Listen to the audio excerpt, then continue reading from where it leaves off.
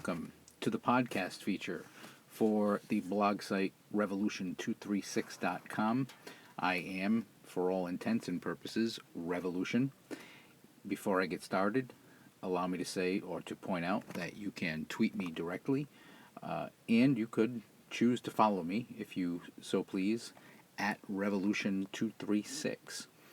Before I get going here, what I would like to explain to anyone who has chosen to listen to this podcast, I'd like to explain my motivations for getting started with this site.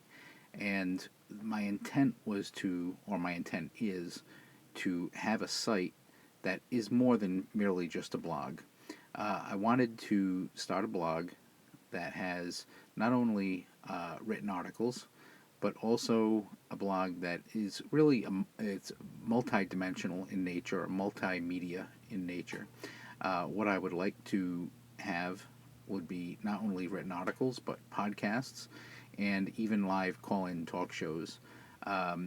It's really an entire network. Revolution 236 not only has its blog site at revolution236.com, but it also has a Facebook page, a Twitter page, YouTube, and a Ustream for live streaming. And my intent, or what I would like to accomplish, is to grow my audience to such an extent that having live call-in talk shows would be a feature that many people would enjoy. Now, the impetus for my beginning this site, to be perfectly honest, is the state in which America finds itself, and more specifically, the results of the election, the presidential election, on November 6th. I have been, for the past 4 to 5 years, one of the millions of conservative Americans that obviously outnumber those who identify themselves as liberals by a pretty sizable portion, around 2 to 1. I've been one of those millions of conservative Americans who've been, so to speak, in the trenches. I have written prolifically over the course of the past 4 to 5 years for another pretty prominent conservative blog. I've gone to political conferences around the country. I've done everything that I can, short of being a major contributor to a political campaign. And I think as far as who I am and my background, that's for the most part pretty much summarized in in my first post, which is entitled, strangely enough, "Strangely at Peace." Why am I doing this? Well, as I pointed out, I do hope to grow an audience. However, if it's only one person that listens, then so be it. There are millions of us out there now who are part of this revolution. I suppose you could say it's in a very real way. It's the second American Revolution. Certainly not in the conventional sense, but a revolution nonetheless. It's more of an informational revolution because the mainstream media, which has all but fallen to the forces of the far left, the mainstream media no longer has a monopoly on information, and it's no wonder that those in Washington would like nothing better than to silence conservatives on the internet. The trick is, how are they going to do that without coming across as a totalitarian state? But perhaps that's a subject that I can cover at another time. What they're trying to accomplish with the internet. But as I just mentioned, we are in the midst of a type of revolution.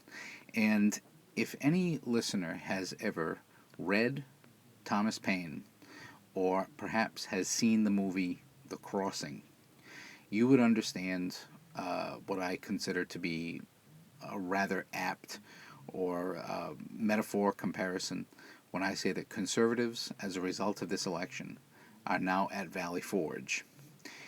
This is not the time for the summertime patriot. This is when people have to decide whether they're in this for the long haul, whether they intend to see this through to the end, no matter how difficult it may become.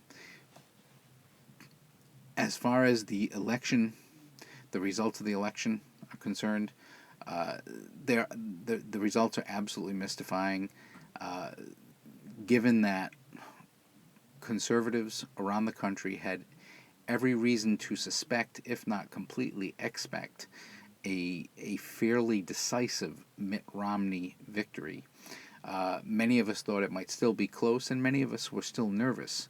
But given the Obama record, which it goes without saying is completely un-American, it's completely unspeakable. The events, the decisions that have come out of this administration over the course of the past 4 years are so numerous and so shocking that I wouldn't even know where to begin, to be perfectly honest. I think going into great detail right now pertaining to some of those issues probably is not necessarily probably the best talking points for this initial podcast. I'm sure that a lot of them are going to come out in what I have to talk about, and believe me, I do have a list. But as to the results of the election, I'm not sure that we should be surprised at all. We're dealing with, first of all, the Chicago political machine, which does not take no for an answer and will win by whatever means it must. The ends justify the means. They have no conscience, no morals, no center to them. Whatever it takes simply to win is what they do. And you can let your imagination run wild on that. You combine the Chicago political machine with the liberal progressives who have been at work in their attempts to terraform America for the past century. These people, this combination of forces, is simply not going to let something as insignificant as the will of the American people stand in their way. So, given the fact that somehow, some way, not only did Barack Obama win re-election, despite the absolute horrific nature of his administration, and win it significantly, his re-election,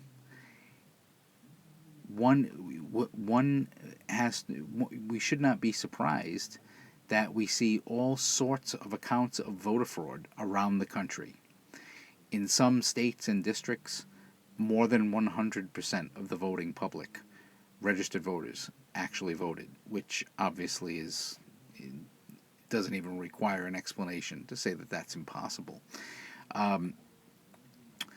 My prediction, actually, prior to the 2008 election, was that let me explain it this way. I could sense prior to the 2008 election that the fervor and the push behind this man was so heated that this was the turning point. And this group of people, once they attained power, they had no intention of ever letting it go.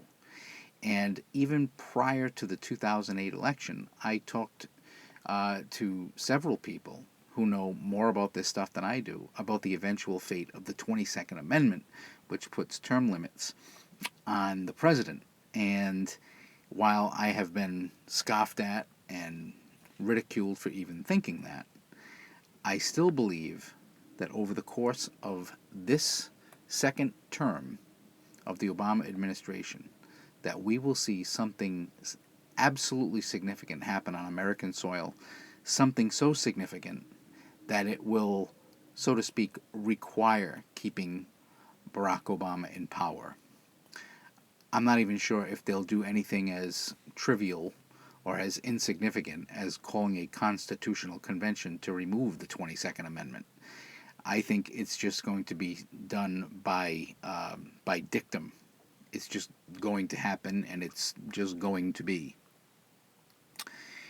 In short, I believe that we are indeed living in the pages of future history books, because this is going to be a 4 years like no other in this country. Okay, I'm going to take a short break, and then we will have part 2 of this initial podcast in a moment.